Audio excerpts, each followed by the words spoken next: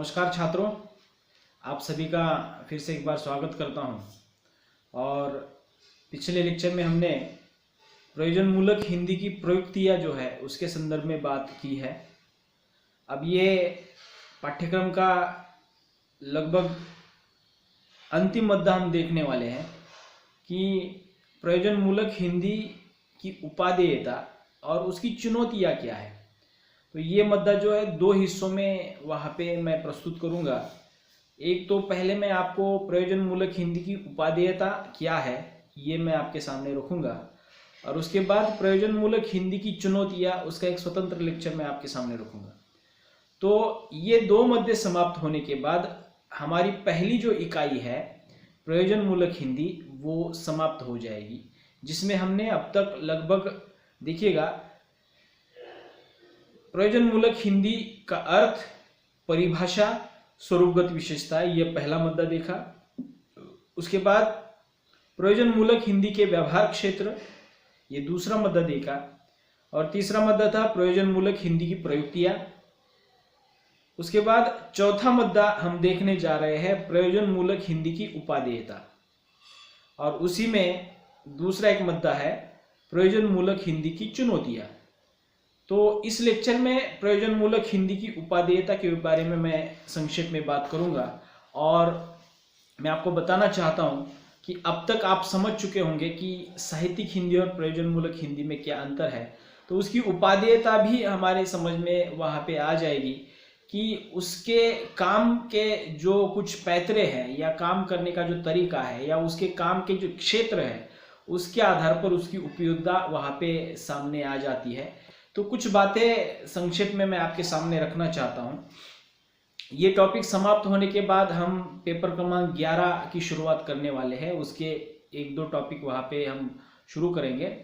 तो ये टॉपिक समाप्त होने के बाद इसको थोड़ा सा हमें देखना है। प्रश्न पत्र 11 का पाठ्यक्रम भी थोड़ा सा हमारा पीछे रह गया है, तो उसको भी हम कवर करेंगे। आने वाले जनवरी के माह में शायद आपकी ऑनलाइन परीक्षा हो सकती है, तो उसके हिसाब से भी हमें तैयार रहना है। तो मैं ये कोशिश कर रहा हूँ कि जल्द से जल्द हमारे पाठ्यक्रम में जो भी कुछ निर्धारित किए गए जो विषय है या पाठ जो है उसको हम समय में निर्धारित समय के रहते वहाँ पे समाप्त करें। तो हमें आपको भी थोड़ा सा मुझे सहयोग करना होगा, और आपको जो भी कुछ लगता है अध्ययन के संदर्भ में या कुछ बात समझ में नहीं आ रही तो मुझे आप पूछ लीजिएगा, लेकिन हमें समय के साथ चलना होगा। अगर जनवरी में आपकी परीक्षा हो जाती है तो उसके पहले हमें सिलेबस ख़त्म करना होगा, तो उसकी भी तैयारी हम करने वाले हैं। तो इस पहली इकाई का प्रश्न पत्र क्रमांक 10 की पहली इकाई का अंतिम मुद्दा प्रयोजनमूलक हिंदी की उपादेयता, तो उसके बारे में थोड़ी सी बातें देखिएगा। आज 21वीं सदी में प्रयोजनमूलक हिंदी के क्षेत्र का काफ़ी विस्तार हो चुका है। अब तक हमने जो क्षेत्र देखे हैं उसके आधार पर आपको समझ में आया होगा कि आज हर क्षेत्र में प्रयोजनमूलक हिंदी किस प्रकार काम कर रही है। ये बातें हमने देखी है। आज वह केवल उच्च साहित्यिक रूप में ही प्रयुक्त नहीं होती, अपितु प्रशासन, बैंक, विधि, पत्रकारिता आदि विभिन्न क्षेत्रों में वो प्रयुक्त हो रही है। अर्थात हम ये मुद्दा देख रहे हैं प्रयोजनमूलक हिंदी की उपादेयता, उसमें से ये बातें सामने आ रही है। विशिष्ट प्रयोजन को सिद्ध करने वाली भाषा में उस क्षेत्र विशेष के अनुरूप प्रयुक्ति की उद्भावना होती है। मतलब प्रयुक्तियों के बारे में हमने वहाँ पे देखा था कि विशिष्ट क्षेत्र के बारे में विशेष रूप से वहाँ पे जो काम में लाई जाने वाली जो प्रयुक्तियाँ होती है वो प्रयोजनमूलक हिंदी के वहाँ पे हैं।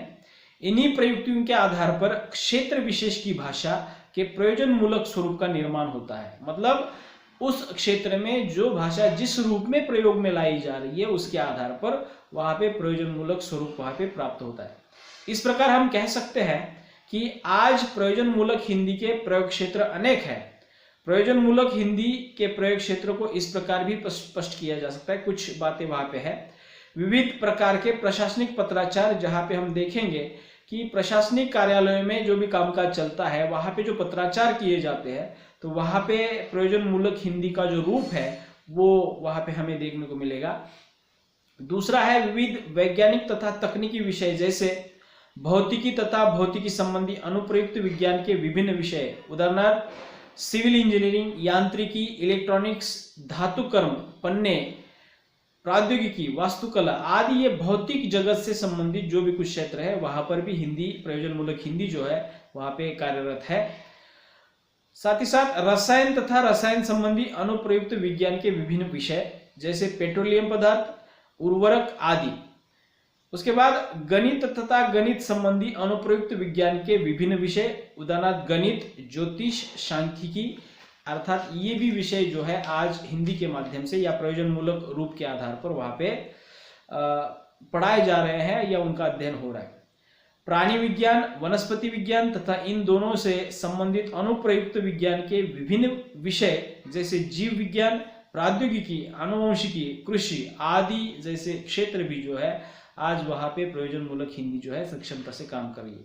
उसके साथ साथ कंप्यूटर विज्ञान, आयुर्विज्ञान, जैव रसायन, उसके बाद जनसंचार माध्यम संबंधी विभिन्न विषय जैसे समाचार पत्र, पत्रिकाएं, हैंडबिल, पैम्पलेट, पोस्टर, विज्ञापन, radio, cinema, Doordarshan, video cassette आदि जगहों पर, आदि क्षेत्रों में भी हम देखेंगे कि वहां पे प्रयोजन मूलक हिंदी जो है काम कर रही है। उसके बाद अर्थ मुद्रा संबंधी विभिन्न विषय जैसे वाणिज्य व्यापार, बैंकिंग प्रणाली, बीमा उद्योग, शेयर मार्केट, ये भी प्रयोजन मूलक हिंदी के एक क्षेत्र वहां पे हम देख सकते हैं। उसके बाद देश संरक्षण से संबंधित विभिन्न विषय जैसे सेना में, पुलिस में, एनसीसी में, आर्मी में अर्थात आर्म फोर्स में, अर्थात ये सभी क्षेत्र जो है वहां पर भी प्रयोजन मूलक हिंदी काम कर रही है। उसके बाद विधि न्याय संबंधी विभिन्न विषय, कानून व्यवस्था से संबंधित जैसे संसद, विधान, न्यायपालिका, नगर महापालिका, नगर पालिका, पंचायत आदि। उसके बाद मानविकी संबंधी विभिन्न विषय जैसे इतिहास, भूगोल, समाजशास्त्र, विभिन्न कलाएं, मनोविज्ञान, नागरिक शास्त्र आदि विषय भी आज प्रयोजन मूलक हिंदी के माध्यम से वहां पे पढ़ाए जा रहे हैं, अर्थात अध्ययन का माध्यम जो है हिंदी वहां पे अपनाया गया है। किसी भी राष्ट्र में जनभाषा, संपर्क भाषा और संस्कार भाषा ही राष्ट्रभाषा, राजभाषा या प्रयोजन मूलक भाषा होती है। मतलब उस राष्ट्र में प्रचलित जनभाषा जो है, संपर्क भाषा जो है, वही भाषा संस्कार की भाषा होती है और वही भाषा राष्ट्रभाषा होती है, राजभाषा होती है और प्रयोजन मूलक भाषा होती है। यही भाषा सार्वभौम तथा जीवन के संप्रेषण में सक्षम होती है। यही कार्य हिंदी वर्षों से भली भांति करती आ रही है। आज हिंदी का मानकीकरण हो चुका है। आज हिंदी की जो भी कुछ वहां पे शुद्धियां की गई है, मानकीकरण किया गया है, उसके वर्तनी को लेकर वहां पे सुधार किए गए हैं। तो ये सभी बातें जो है एक प्रकार से हिंदी को आज के समय के अनुकूल जो है, वर्तमान के समय के अनुकूल वहां पे सक्षम बनाने की कोशिश वहां पे हो रही है। उसमें पारिभाषिक शब्दावली का निर्माण हो गया है। इसी कारण आज हिंदी ही एकमात्र कार्यालयीन और प्रयोजन मूलक भाषा की क्षमता से पूर्ण है। मतलब इतनी सारी बातें हिंदी से जुड़ने के बाद एकमात्र भारत में हिंदी ऐसी भाषा है जो प्रयोजन मूलक भाषा का कार्य जो है निभा रही है और निभा सकती है। हिंदी ही उपसंस्कृति और मूल्यगत तत्वों से मुक्ति दिला सकती है। हिंदी ही संस्कार, राष्ट्रीय अस्मिता, एकता, अखंडता की प्रतिष्ठा, होड़ संघर्ष की भाषा है।